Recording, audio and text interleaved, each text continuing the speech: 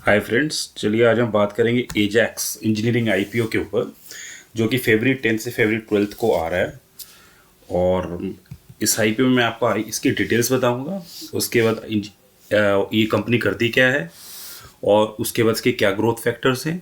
फिर हम फाइनेंशियल्स के बारे में डिस्कस करेंगे और इसके कॉम्पिटिटर्स। फिर हम इसके रिस्क के बारे में भी डिस्कस करेंगे। चलिए अब स्टार्ट करते हैं। सबसे पहले आईपीओ आ कब रहा है। ये आईपीओ फरवरी 10 से फरवरी 12 के बीच में आ रहा है और इसकी जो लिस्टिंग होगी वो 17 फरवरी को होगी। इसका प्राइस बैंड जो रखा गया है वो 599 से 629 के बीच में रखा गया है। इसका एक लॉट का जो साइज है वो 23 शेयर्स का है और इसकी एज पर that like you have to spend 14,467 पर लॉट के ऊपर। और इसमें मैक्सिमम लॉट्स जो एक रिटेलर ले सकते हैं वो 13 लॉट्स हैं।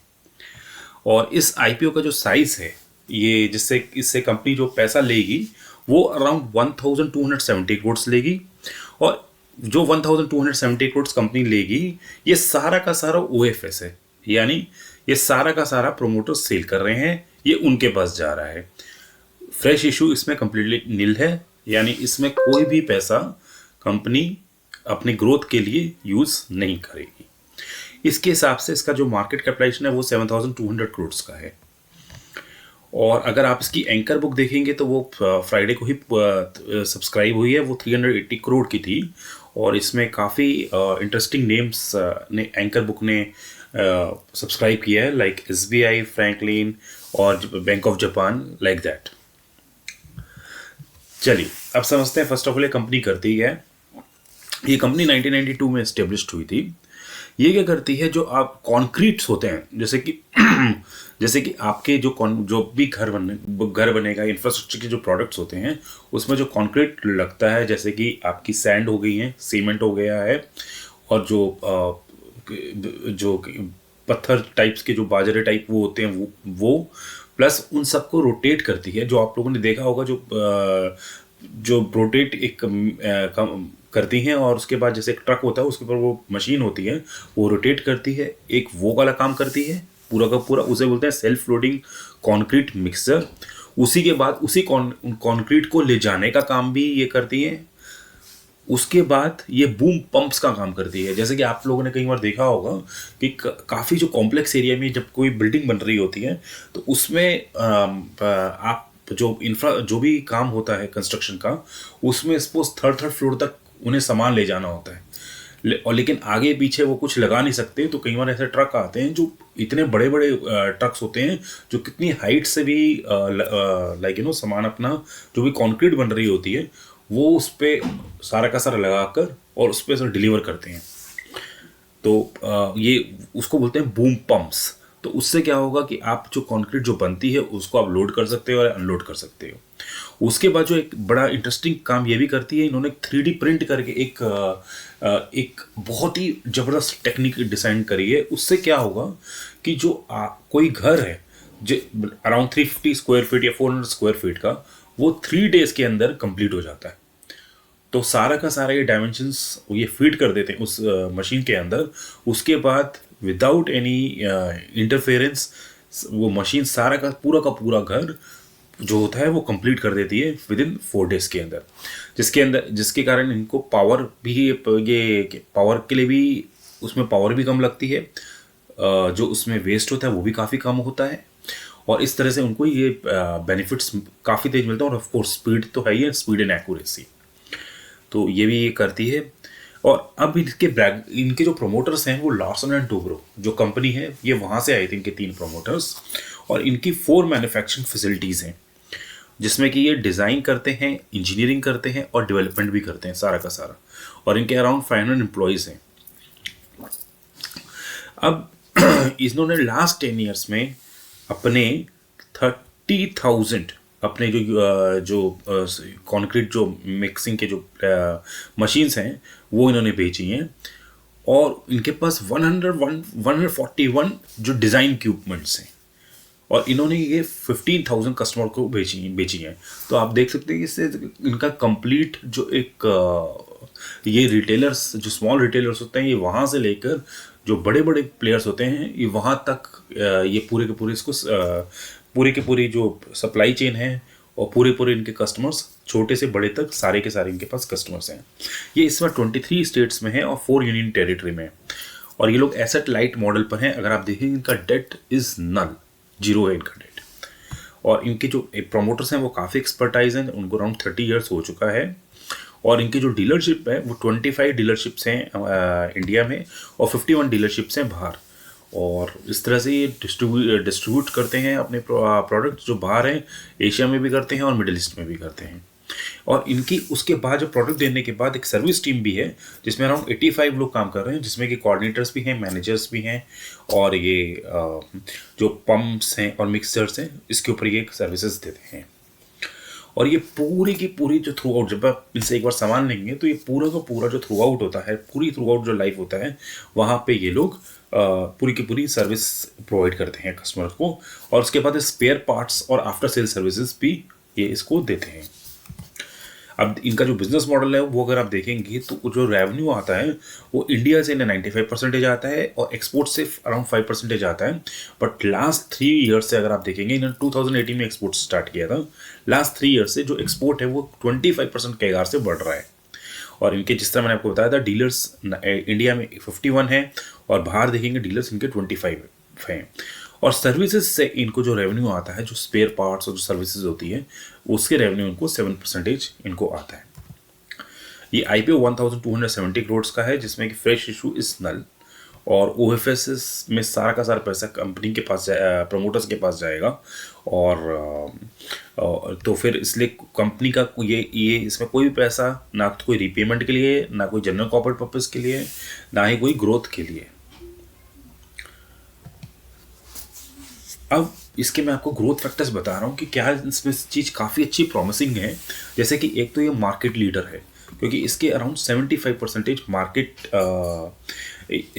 इसकी 75% जो प्रोडक्ट्स हैं वो इसी कंपनी के होते हैं, तो इसके पास 75% पूरी मार्केट है। और उसके बाद ये in house design and development है, they are not depending on anybody, they have done all the products design by themself और डेवलप भी ये खुद ही करते हैं। तो फिर ये कम्प्लीटली टेक्नोलॉजी बेस्ड है।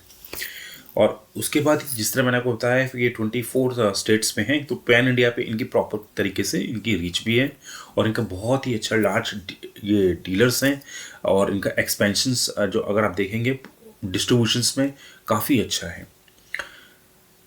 उसके बाद जो इनके जो कस्टमर्स हैं वो इनके साथ काफ़ी अगर आप देखेंगे इनके लॉन्ग टर्म के भी कस्टमर्स हैं और वो डाइवर्सिफाइड कस्टमर्स भी हैं। जो बहुत ही अच्छी बात है कि इस कंपनी के पास कोई भी डेट नहीं है और लास्ट 3 ईयर से इनके टॉप एंड बॉटम लाइंस के नंबर बहुत अच्छे आ रहे हैं। और आजकल अगर आप देखेंगे लास्ट 3, 4, 5 ईयर्स में जो करंट गवर्नमेंट है वो काफ़ी ज़्यादा इंफ्रास्ट्रक्चर के जो प्रोजेक्ट्स हैं उसको इंफ्रा के प्रोजेक्ट्स हैं और इंफ्रा को काफ़ी प्रमोट करती है, तो इसके कारण इनकी ग्रोथ काफ़ी अच्छी है। और ये रशिया पे भी एक्सपोर्ट करते हैं, मिडिल ईस्ट में भी एक्सपोर्ट करते हैं एज आई टोल्ड यू। और ये लोग काफ़ी इनोवेटिव प्रोडक्ट्स लाए हैं, जैसे कि मैंने आपको बताया कि 3D प्रोडक्ट्स लाए हैं जो 3 डेज़ के अंदर एक 400 स्क्वायर फीट का घर रेडी कर देता है, जिससे कि आपको पावर जो होती है उसमें आप सेव करते हो, वेस्टेज भी आपका कम होता है, स्पीड एंड एक्यूरेसी भी मिलती है। इनका जो रेवेन्यू है उसमें सबसे ज़्यादा जो आता है वो 85% SLCM से आता है, that is self loading concrete mixer से रहने आता है। और इसकी कैगार 18 to 20% है नेक्स्ट 5 ईयर्स में। और जो एक्सपोर्ट कर रहे हैं वो मैं आपको ऑलरेडी बता चुका हूँ कि उसकी कैगार 25% की इनकी कैगार हो गई है लास्ट 3 ईयर्स से। और देखेंगे आप ग्रोथ के पर्सपेक्टिव से इंडिया जो है अभी भी 50% पूरे वर्ल्ड की अगर हम एवरेज लेंगे तो सीमेंट और कॉन्क्रीट जो है उससे कम ये अभी इंडिया यूज़ करता है। तो इसमें इनको काफ़ी ज़्यादा, अगर हम इंडिया अगर अभी 50% कर रहे हैं, इंडिया को 100% आने में अगर होगा तो इंडिया के पास काफ़ी ज़्यादा, इनके पास काफ़ी ज़्यादा स्कोप है कि इंफ्रा के काफ़ी प्रोजेक्ट्स आएंगे। और इनको सबसे ज़्यादा जो प्रोजेक्ट्स जो इनको मिलते हैं, अगर आप देखेंगे कि इनके जो मार्जिन सबसे ज़्यादा मिलता है वो SLCM से मिलता है। और SLCM self loading concrete mixture जो मैं पहले बता चुका हूँ वो 85% इनकी सेल्स का पार्ट है। अब फाइनेंशियल देखेंगे तो उनकी फाइनेंशियल्स 770 करोड़ की इनकी सेल्स थी मार्च 20 में, और अब 1780 लास्ट ईयर में हो चुकी है ये मार्च 24 में। तो अगर आप यहाँ से आप देखेंगे तो इनकी जो सेल्स हैं वो काफ़ी अच्छे नंबर हैं कि ये डबल हो चुका है, अराउंड 130% की ग्रोथ हुई है इनकी सेल्स की। इसी तरह इनके प्रॉफिट भी देखेंगे, वो 66 करोड़ के थे, अब 225 करोड़ के हो गए, तो 2.5 टाइम्स ज़्यादा इनके प्रॉफिट हो चुके हैं। और इनका जो डेट है वो अराउंड नील के बराबर है। इस कंपनी ने काफ़ी अच्छा रिटर्न ऑन इक्विटी दिया है, अराउंड 30%, और इसकी पी भी काफ़ी नॉर्मल, काफ़ी रीजनेबल वैल्यूड है, जो कि 35 है। इनके मार्जिन्स 13% हैं। हालांकि इनकी क्या था, लास्ट 1-2 ईयर्स में इनकी कैश फ्लो थोड़ी नेगेटिव थी। और अगर आप इनके कॉम्पिटिटर्स देखेंगे तो बेमल और एस्कॉट्स इनके कॉम्पिटिटर्स हैं, और उसमें 30 to 50 का बेमल और स्कॉट्स का इस समय का पी है, तो ये भी रीजनेबली काफ़ी फेयर्ड है। और इसी कारण इनकी जो ग्रे मार्केट प्राइस है वो अराउंड 52 आती है, और इसकी जो लिस्टिंग है वो 681 पे 9% प्रीमियम पे हो सकती है। तो ये सारी के सारी कंपनी इसके बारे में था, लेकिन अब इसका थोड़ा रिस्क दिखते हैं, which is a very important factor. यहाँ पे क्या है कि अगर इसकी डिमांड कम होती है, जो कि construction activity, infra activity, real estate की एक्टिविटी है, अगर ये इनकी एक्टिविटीज़ पे कम होती है तो इनकी डिमांड पे भी क्लियर असर पड़ेगा। फिर अगर आप देखेंगे इनके नए नए जो प्रोडक्ट्स होते हैं, इनको टाइम टू टाइम नए प्रोडक्ट्स अपने लाने पड़ते हैं, डिज़ाइन करना पड़ता है और इनोवेशंस करनी पड़ती है। अगर ये नहीं करेंगे then there are some chances कि इनके जो कॉम्पिटिटर्स हैं वो डेफिनेटली बेनिफिट कर ले। फिर अगर आप देखेंगे इनकी जो सीजनल डिमांड होती है, जुलाई टू अगस्त में इनकी जो डिमांड होती है वो रिड्यूस हो जाती है, क्योंकि उसमें मानसून का पीरियड होता है, उसमें कंस्ट्रक्शन एक्टिविटीज़ काफ़ी कम होती हैं। और अगर आप देखेंगे दिल्ली जैसे शहरों में, और उन समय क्या होता है कि कई बार तो जैसे जो नवंबर में जो ब्रीथिंग सीजन के कारण भी उस समय भी कंस्ट्रक्शन एक्टिविटीज़ पर कम्प्लीटली रोक भी लगा लेते हैं। अच्छा, इनके जो टॉप 10 सप्लायर्स हैं वो अराउंड 50% ऑफ सेल्स देते हैं। और उसके बाद जिस तरह मैंने आपको बताया कि गवर्नमेंट का इंफ्रा में प्रोडक्ट करना काफ़ी इंपॉर्टेंट है, और जो सीमेंट और कंक्रीट इंडस्ट्रीज़ हैं उनके जो प्राइसेस हैं जो लेकर आते हैं वो भी काफ़ी मैटर है कि ये जो उनके जो ग्रोथ के लिए कि जो रॉ मटेरियल है वो उनका रिजनेबल मिले। फिर अगर आप देखेंगे जो एक्सपोर्ट जो होता है उसमें फ्रेट चार्जेस का काफ़ी बड़ी चीज़ है कि अगर फ्रेट चार्जेस बढ़ते हैं, इनका जो फ्रेट चार्जेस बढ़ेंगे तो वो इनके एक्सपोर्ट के लिए कॉस्टली हो जाएगा। और अगर इनके प्रोडक्ट्स अगर डिफेक्टिव हैं या इनकी परफॉर्मेंस ख़राब है तो भी एक प्रॉब्लम है। और अगर इनको जो कॉम्पिटिशन है वो इवन नेशनल भी देता है और इंटरनेशनल लोग भी दे रहे हैं। इसके बाद इनकी जो लिटिगेशंस है वो अराउंड 15 इनके लिटिगेशंस हैं, और जिसमें टैक्स के सारे लिटिगेशंस ने जो मैंने देखे थे, और इसमें जो कंटिन्यूड लायबिलिटी है वो अराउंड 2 करोड़ की है। अच्छा, इनके चारों के चारों प्लांट जिसमें प्लांट में कर रहे हैं वो असेंबली जो भी करते हैं वो सारे के सारे कर्नाटका पे रहेंगे। तो यहाँ पर अगर कोई भी पॉलिसीज गवर्नमेंट की आती है तो इन पे काफ़ी इम्पैक्ट होगा। वहाँ पे कोई इन्वायरमेंट की आती है, कोई लाइसेंस लेना है, तो ये एक ही जगह पर हैं, तो that is something which is a risky. और इनके ये सारे के सारे जो प्लांट्स हैं ये इस समय 90% प्लस कैपेसिटी में चल रहे हैं। और इन्होंने जब मैं DRHP देख रहा था, इन्होंने जो कुछ RBI की पेनल्टीज लगी हुई हैं इन पर, कि इन्होंने क्या किया था कि जब आप फॉरेन इनके कुछ प्रमोटर हैं, इन्होंने उन लोगों को अपने शेयर्स दिए थे 1996 पे अराउंड, बोनस शेयर किए थे, न्यू अलॉटमेंट किया था, लेकिन वो जो थी कंपनी वो प्रमोटर भी है, बट वो प्रमोटर कॉर्पोरेट मतलब फॉरेन कंपनी है। तो इन लोगों को और क्या करना पड़ता है, जो रूल के हिसाब से प्रायर अप्रूवल लेना पड़ता है RBI का, उसी के बाद आप कर सकते हो। लेकिन इन लोगों ने तो भी वो आगे बढ़ के ये दिए थे without asking for the RBI prior approval. तो इनके केसेस चल रहे हैं इसके ऊपर। तो ये केसेस अगर RBI ये बताता है कि नहीं आपको पेनल्टी देनी होगी तो दे हैव टू पे द पेनल्टी। फिर इनकी जो पीक डिमांड होती है वो ये सीजनल है काफ़ी, कि फर्स्ट हाफ में 35% होगी और सेकंड हाफ में 65% होगी। ये ऑफ कोर्स मानसून के कारण है, क्योंकि मानसून फर्स्ट हाफ में जो फर्स्ट 6 मंथ्स में मानसून जून जुलाई अगस्त में आता है, उसके कारण की सिर्फ 35% डिमांड होगी, उसके बाद 65% पे होगी। तो उस समय जब ये पीक डिमांड होगी तो इनकी सारी मशीन्स, इनकी वर्किंग कैपिटल सब कुछ इनकी डेफिनेटली इंटैक्ट होनी चाहिए। फिर आप देखेंगे अगर इन्फ्लेशन इनकी रॉ मटेरियल पे आता है या हमारी क्रेडिट रेटिंग अगर कम होती है तो उसके कारण भी ये काफ़ी ज़्यादा ये एक रिस्क है जो इम्पैक्ट करेगा। और इनका 3 to 4% जो एक्सपोर्ट है, ये जो रेवेन्यू है वो एक्सपोर्ट हो रहा है, तो उसमें अगर फॉरेन करेंसी की अगर कुछ भी फ्लक्चुएशंस होती हैं तो वो भी इम्पैक्ट पड़ेंगी। That's all. तो ये मुझे बाय द वे ये आईपीओ मुझे थोड़ा सा रीजनेबल प्राइस भी रखता है, मार्केट लीडर भी है which is a good thing, और इंफ्रा भी हमारे इंडिया में भी काफ़ी डिपेंड हो रहा है, काफ़ी ज़्यादा अच्छी तरह से बढ़ रहा है।